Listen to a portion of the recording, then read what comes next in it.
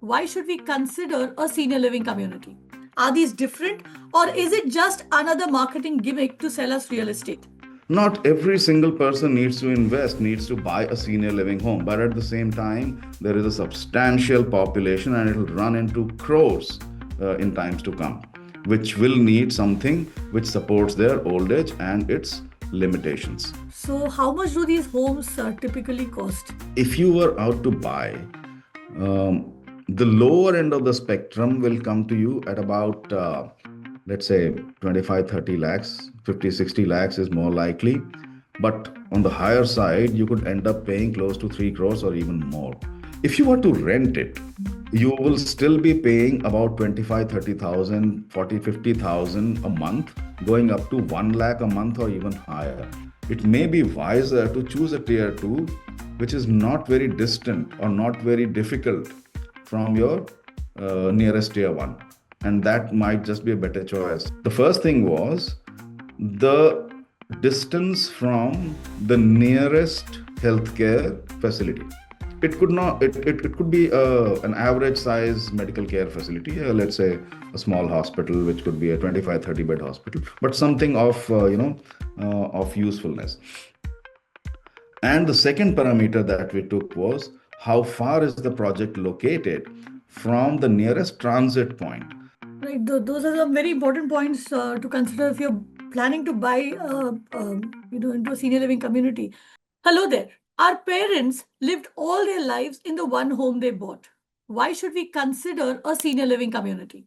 Are these different, or is it just another marketing gimmick to sell us real estate? Why should I or you commit to one? Valid questions, I would think, especially with inflation and our own longevity threatening the tiny retirement corpus that we've managed to build or salvage. Which is why I'm taking these questions to an expert on the longevity shot, which is, of course, the podcast from Never Too Late. It gets you answers to all your questions about living the 100-year life in India. So if you haven't subscribed yet, it's never too late to hit that button. Now, joining me on the longevity shot today is Arvind Nandan. Arvind Nandan is the MD, Research and Consulting at Civils India.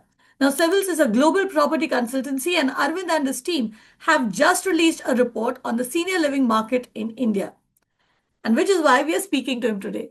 Arvind, welcome. Thank you so much, and it's a great pleasure to be on your show, Kavita. Right. Let's start by addressing the elephant in the room first. Why should I even think of buying or renting a senior home? Isn't my house good enough? I just finished paying the EMIs on it, for God's sake, on the home loan that I'd taken, as of course most of my audience would be saying the same thing. Yeah, I think that's a very good point to start. And I must begin by saying something which might sound a little off. Not everyone needs to invest in a senior living home. All right. People have their homes, people have everything set for their lives. So it's not that everybody must go out and buy. But at the same time, I'll come to the main point.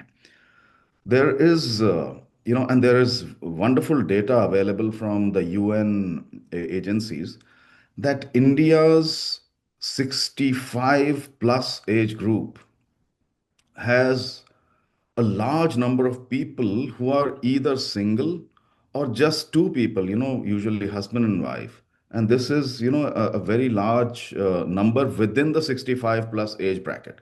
If you look at the overall, population, we are about 10.7, say roughly 11% of the population, which is 60 plus today. And it's going to become a much bigger number, say 21, 22% in just 2.5 decades or so. Now, we cannot, we cannot ignore the possibility of people not having been able to create a home for themselves, in their youth or in their early years, or maybe for a variety of reasons, the homes that they have may not suit their elder years. So, even if you take a very small percentage of this population that I just named, you still have a very substantial number because you are a very big country. And therefore, let me come back to where I started. Not every single person needs to invest, needs to buy a senior living home. But at the same time, there is a substantial population and it'll run into crores in times to come, which will need something which supports their old age and its limitations. So that's where, it is required. But you made the point that a lot of us already are living in homes of our own, and we can probably choose to age over there. But how are these senior homes or senior living communities different from a regular gated community or a housing society that we live in? Are there any extra services that are on offer? Oh, yes, absolutely. And look, that's the main thing. A senior living project is not just another piece of real estate created like your normal gated community or like an apartment tower. It might look similar, but there are certain very obvious differences. While, we cannot go extensively into those, I can still name some of the very prominent features. Look, let's start with an example. Um, Without having the support of exact data, we know that a lot of problems in old age occur due to falls. Look at a standalone house. Usually, when you get into the house, you climb a few steps, sometimes several steps. When you get into the home, sometimes you climb a couple of steps further, or sometimes you go down a couple of levels into a sunken floor. Now this is all fine so long as you are a very youthful person or somebody who has a lot of physical balance. I'm sure you cover up with these topics in your podcast, Kavita. But in older ages, these are ideal recipes for disaster. Somebody who doesn't have any other problem might fall and could get into some trouble. So fall is one thing that needs to be addressed in a senior living design. Now what can be done? You could have ramps, you could have plane levels, or you could have different other solutions. So this is one way in which senior living homes become different. The other thing is, you do not usually create support rails or other things inside your homes, but that might be needed. You and I never think when we open a door, we turn the knob, we push the door, and we enter a room. Imagine a person who doesn't have the same supple wrists or the ability to handle that doorknob, turn it and open the door, push it. Sometimes the doors are hard. What happens in those cases? These are those situations which we probably never think of. Now let's come to slightly more complex things, which are needed. If you live in a home, in an apartment, or in a complex anywhere in a gated community today, if you needed something, you can immediately phone a doctor, or you can phone somebody who can help you for your needs. But what if there was uh, no possibility for you to make that call or do something of a regular checkup? Maybe if you do not have your mental faculties working in a fully operational 100% manner, you forget your regular checkups.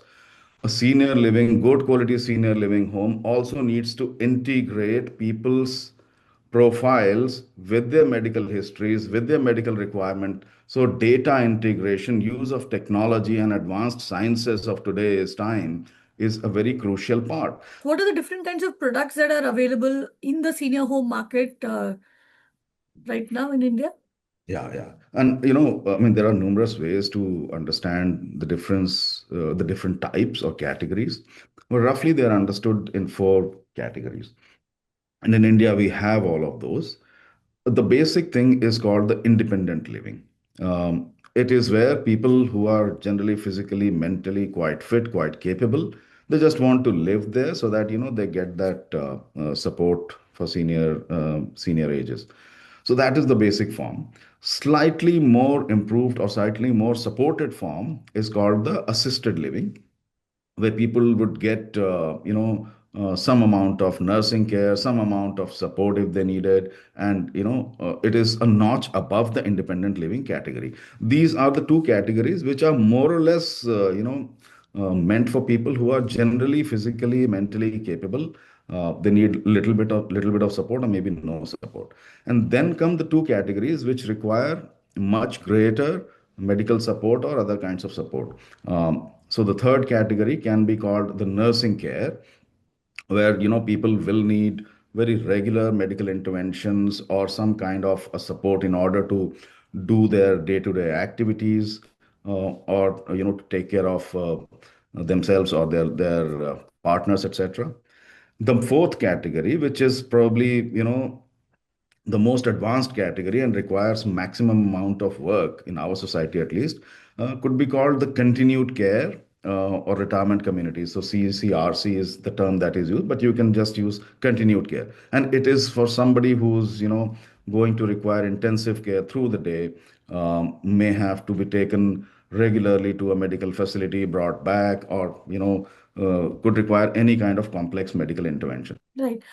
So, based on what you just told us, now say I buy a home or move into a house in an active senior living community in my 60s or 70s, and later on, God forbid, I need some sort of advanced care. So, is it possible then do these products allow you to move within within these particular categories? Is that flexibility there? Can you find all of these categories within the same product? How does it work? Yeah, and it's a difficult thing actually. All four categories do not exist in the same proportion or in the same mix. A vast majority of projects, at least when we speak of India in our country, are the first two types. Usually either the independent living or the assisted living. There are some projects in the advanced categories also, but there are not too many. So if you have, a project which will give you the ability to up the, you could say the management, and get you more advanced assisted living, then that is available. But unfortunately, right now we do not have projects which have everything together, so you could just sort of hop from one to the other So they as and when. can, but then there is a facility where they can give you the care that you need if you need it. Yeah, but the good news is like your report tells us, Arvind, we already have a very pretty active senior living community segment that is growing in the country. So who are these developers who are making these senior living homes? Some are, and some may not be. So look, for this project, for this report, we studied 130 odd projects from across the country. There are some more, and we totaled about 20,000 units across projects. Now, excuse me. Now the point is this: there are developers that we know of. So I'll give you some names, and there are many more. So we've all heard of Ashiana. Ashiana has been very dedicatedly doing these projects in North, in South, and in different places. It requires a certain amount of capability to get into this area. You have somebody like Paranjape in our Western Bombay Pune region. They've been doing it. There is Max, who have created one of the most pioneering projects in the North.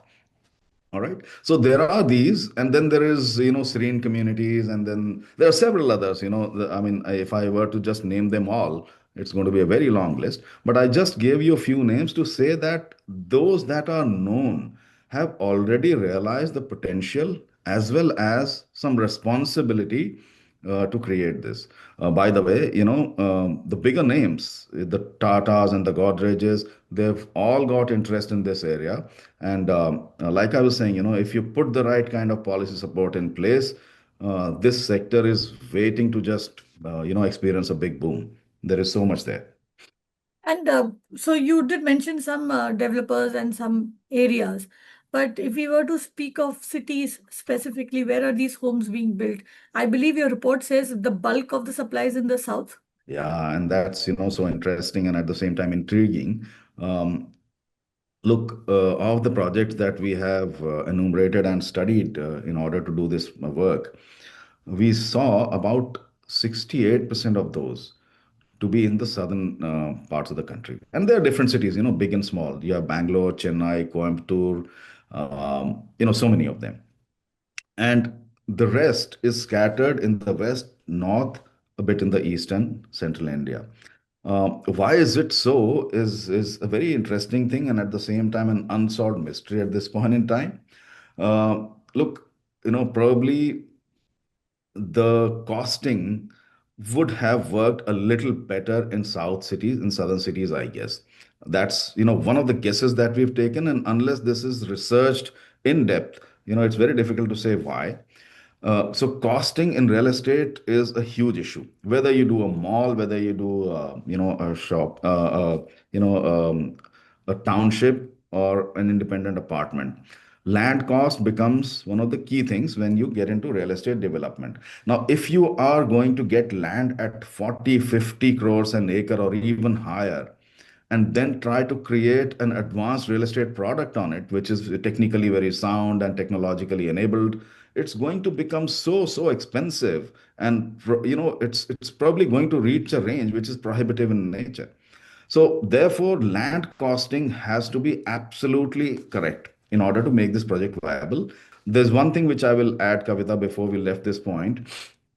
While South has a lot of projects, uh, South as well as West and the eastern part also have seen these projects mainly created in the bigger cities. In the north, which has a small percentage of projects, these are more evenly distributed between the smaller or tier 2, tier 3 as and tier 1. So that is one thing which is slightly, a positive for the northern India, but largely these projects are in southern part of the country at this point. So, how much do these homes typically cost? If you were out to buy, um, the lower end of the spectrum will come to you at about, let's say, 25, 30 lakhs, 50, 60 lakhs is more likely. But on the higher side, you could end up paying close to 3 crores or even more. So So, the it's higher side is typically your metros, and the lower side would be a tier two That's right. cities. Absolutely right. So, the cheaper ones are still not that cheap. 30, 40, 50 lakhs is not something which is very easily affordable. It's still on the higher side. If you were to rent it, you will still be paying about 25, 30,000, 40, 50,000 a month, going up to 1 lakh a month or even higher. So, as it stands today, as we have it today, it is more within the reach of the premium segment of the market, the premium segment of the population. A large part of our population after retirement, or just before retirement, would not want to spend so much money. And I'll keep coming back, Kavita, and I hope you'll excuse me for that. We can address this if we did our regulatory work better than what we have today. I'm sure. But then the cost that you just told us, you also mentioned a whole lot of other services that are on offer. Now, if I were to let's look at buying first. If I were to buy into one of these properties, do I have to pay extra over and above the cost of the house for the cost of for the services that I'll be using? In a lot of cases, yes. So let's do one more thing. How do you buy it? Even that's important, no? So you may want to shell all of it from your pocket, but there are different other mechanisms available in the market. You could go for a personal loan, you could go for a reverse mortgage, you could actually take a loan against property, or you could do various things. And each of those has some kind of a mechanism which It's can help the interesting you did not mention a home loan. home loan as well, by the way, the Home home loan. loan as well. Okay. But you need to consider what age you're buying it at. Any loan will come with some kind of a repayment period. So there Yeah. is home So loan as so well. so can I buy can I buy a house? Say if I want to move into a senior community, can I buy one in my 40s or 50s when I can technically get a Yeah, home? you can absolutely do that. Just make sure you abide by the conditions that the projects, put on you.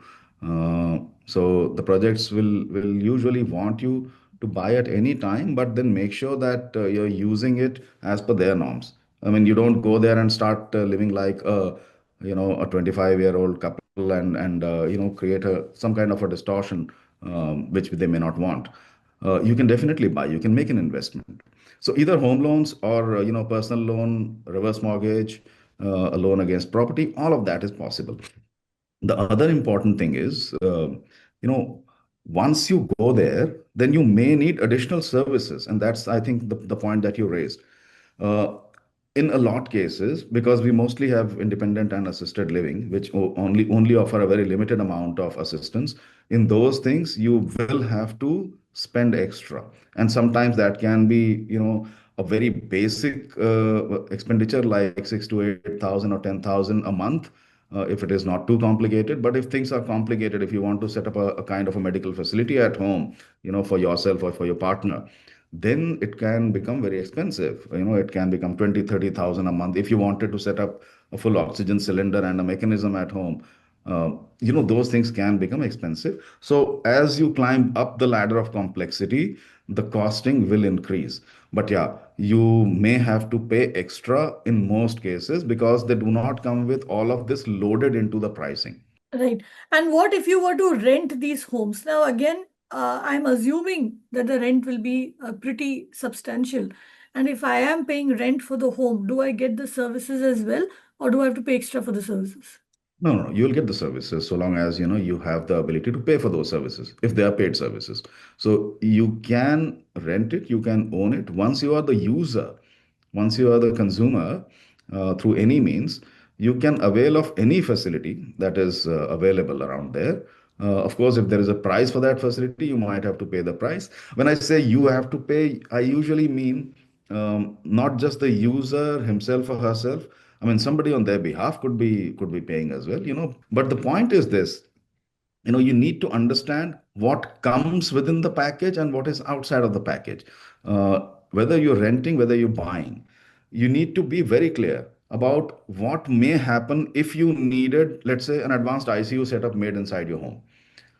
That's not usually not included inside your price. You will have to ask for it to be set up, and you may have to pay for it at whatever rate it's available. That is unless you've gone into a facility which is a continuous care kind of Yes. facility, right? So again, you did mention, uh, sort of how you did mention that it would add up to quite a bit. But would you be able to give us a ballpark figure in terms of how much it would cost? Say I'm getting into a senior living community at the age of around 70, 75. Um, and this is one of the active communities, the independent communities. How much would I expect to pay for these services over and above what I pay for the house? If it is basic checkups, or let's say some kind of a meal support or anything, you could very well do within 8 9 thousand or so a month. All right. But like I said earlier, if the complexity of your support increases, then it can just climb up and up all the time. So you need to go item by item to see what is it that you must have. Basics with no extra complications will come at about 8 9 thousand a month. Up to 10,000 a month is my So guess. 8 9,000 is in the metros or in the tier two locations? No, mostly in the metros. The tier two might have a slightly different number. But in the metros, you can go up to about 10,000 or so without any complex support that you might need. Right. Now, one other thing that you had, your report also does is categorize or, these locations on the basis of certain very important criteria. Now, here's the reason why I'm asking Arvind this question, and this is for our viewers. Uh, this criteria, at least my understanding of this criteria, is that these are certain factors that you need to look out for if you are in the market to buy a senior living home. So, Arvind, can you take us through those criteria and why was it that you grouped the locations? When you go for a senior living project, you need to fix certain parameters in your mind. There are multiple. What we did on this report was, we took two essential things and tried to combine them together through some statistical analysis means. The first thing was the distance from the nearest healthcare facility. It could be an average size medical care facility, let's say a small hospital, which could be a 25 30 bed hospital, but something of usefulness. And the second parameter that we took was how far is the project located from the nearest transit point. Now, when I say transit point, it could be a railway station, it could be an airport, it could even be a major, bus depot or bus station from where you could move around, quickly. The reason is this: we all understand the requirement for healthcare, but we also need to take into account the fact, like I said earlier, you've not created a concentration camp in isolation. This is where the life is all around it. People will come and go. Their children, their relatives will come and go. They themselves will go, for excursions of meeting people. How far or how easy it is to get to that place from where they can start their travel. Also, in some cases where there would be an unfortunate incidence of transporting somebody for medical requirements, for medical needs. Let's say you can't take somebody by road. Do you have an air ambulance available? Do you have a train facility available? So mainly, the nearest healthcare of some repute and the nearest transit point. We took these things together.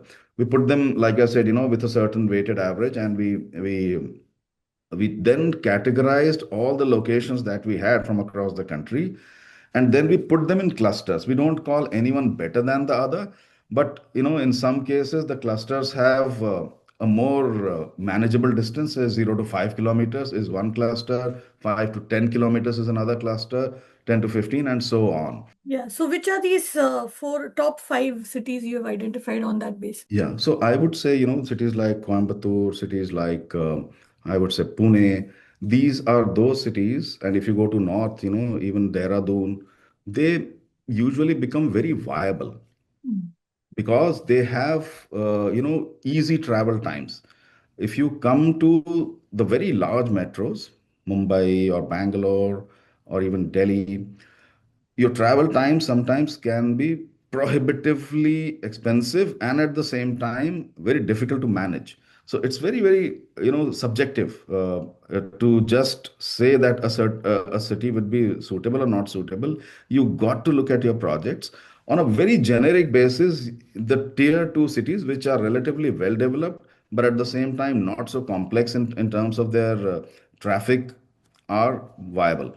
So, I mean, like I said, you could pick up those names like Dehradun, like Coimbatore, and some of these. Even Chennai is usually workable. So, if you look at it from an affordability matrix point of view, which cities would you then recommend looking at? Look, I mean, I think we touched upon this very briefly right at the start. Um, Usually, affordability works where the land price is usually more manageable. Commensurately, therefore, your project will become far more affordable in a place like Raipur vis-a-vis in a place like Mumbai. So, if you are going to invest, you will have to think of where exactly does your life belong. So affordability works only when you belong in a certain place. So today, if I do not know a part of the country at all, neither the language nor the culture nor the social setup, just finding an affordable project because it is coming at, let's say, 20 lakhs vis-a-vis another project which comes at a much higher price, but where I can actually belong, these are two different propositions. So affordability is a very key question, Kavita, but you have to overlay it on where is it physically, humanely possible for you to survive and live for the rest of your life. Another thing that I would like to bring into the mix, tier two versus metros. How do they rank on the kind of services that are being offered in these projects? The straight answer is tier 2 is going to be a far more affordable and a manageable proposition. And if you have the ability to live there, by all means. But remember, if you really needed very advanced medical intervention at any point in time, then you may have to fly in or come to a bigger city, and then you may have to go back. Therefore, it's a very interesting thing. It may be wiser to choose a tier 2 which is not very distant or not very difficult from your nearest tier 1, and that might just be a better choice. You could probably choose you know something on the in the 100-kilometer radius of Bangalore. Maybe Mysore is not a bad option at all. It's not very far, it's very close to Bangalore. I mean, if you are living in Dehradun, it's not very far from Delhi, you can get there. If you're living in, let's say, Aurangabad, it's not very difficult to reach Mumbai from there. So naturally, you need to probably think of a hub and spoke, kind of a mechanism in your mind. See a tier 2 that works well for you, first of all, socially and otherwise, price wise, and then see if it has a good access with a big city in within a reasonable time frame. Right, those are some very important points to consider if you're planning to buy, into a senior living community. But one other question. Now, say Arvind, I have decided that I'm going to invest in a senior living community in my 50s.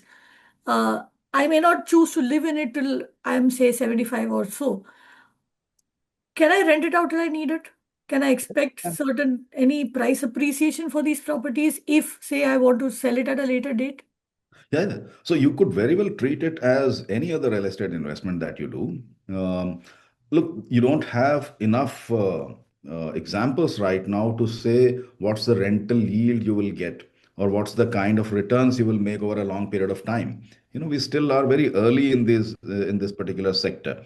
Once you have data for 10, 15, 20 years, you know what's the return. So you will definitely be able to buy it, put it up on rent, earn an income out of it, so long as you comply with the norms that have been set. So you can do all of that, and then at a later time, if you wanted to use it for yourself, you can very well use it. Or if you want to just sell it off to another investor, you can do that, all of that as well. And in this process, earn your capital appreciation, earn your rental yields, and which is why I was trying to explain the rental yields. So you can very well do all of that. There is no binding of any sort which stops you from doing anything. Just remember, you need to invest in a project which will give you a reasonably okay amount of yield. That's something important if you're just an investor. Right, and you also mentioned that we can put this property in reverse mortgage.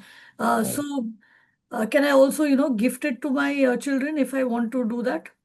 After me, can I will it to them? Is that possible, or does it go Technically, back? yes, you can. You can technically, yes. But a tax expert would explain you much better on how you need to do that. But purely as a proposition, yes, you can very well, take it for yourself, gift it, or sell it to anybody that you like. There's no binding of that sort.